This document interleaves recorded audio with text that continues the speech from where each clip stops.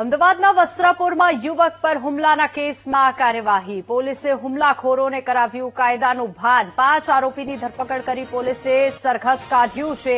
આરોપી પરેશ રબારી, મોન્ટુ ભરવાડ, સુનિલ રબારીની ધરપકડ. આરોપી જયેશ ભરવાડ અને ચિહોર ટાઈગરની પણ ધરપકડ કરવામાં આવી છે. સરખેજમાં કાર ખસેડવા બાબતે થઈ હતી બોલાચાલી. સમાધાન માટે વસ્ત્રાપુર બોલાવી મહાવીરસિંહ પર કર્યો હતો હુમલો. 5 શખ્સોએ મહાવીરસિંહ પર જીવલેણ હુમલો કર્યો હતો. ઇજાગ્રસ્ત છે જે મહાવીરસિંહ ભરતસિંહ રાજપૂત છે અને તેમના માસીના દીકરા છે. તેઓ લોકો પોતે વ્યવસાય કરે છે, ધંધો કરે છે અને પોતાનું ગુજરાન ચલાવે છે.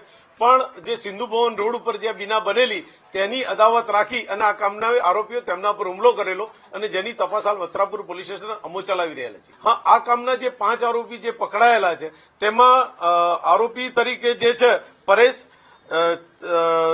ચહેરા, જયેશ અને મોન્ટુ, આ 4નો ગુનાહિત અલગ અલગ પોલીસ સ્ટેશનની અંદર તેમના વિરુદ્ધ ગુના દાખલ થયેલા છે અને તેમનો ગુનાહિત ઇતિહાસ તેઓ લોકો ધરાવે છે. અમદાવાદના વસ્ત્રાપુર વિસ્તારમાં એક સામાન્ય ઝઘડામાં અસામાજિક તત્વોએ જે પ્રકારે એક યુવક ઉપર જીવલેણ હુમલો કર્યો હતો, આ કેસમાં જે આરોપીઓની પોલીસે ધરપકડ કરીને હાલ ઘટના સ્થળે રિકન્સ્ટ્રક્શન માટે લાવવામાં આવ્યા છે અને તમામ આરોપીઓને જે કાયદાનું ભાન કરાવવામાં આવી રહ્યું છે.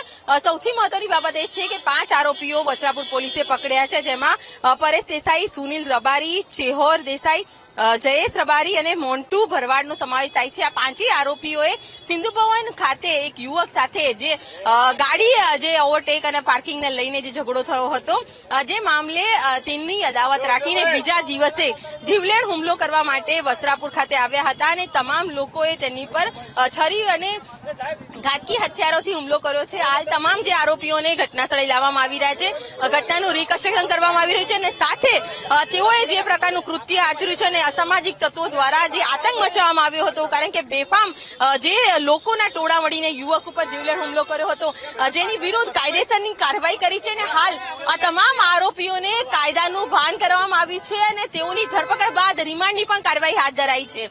કેમેરામેન નરેશ સોલંકી સાથે અનિતા પટણી, વીટીવી ન્યૂઝ, અમદાવાદ.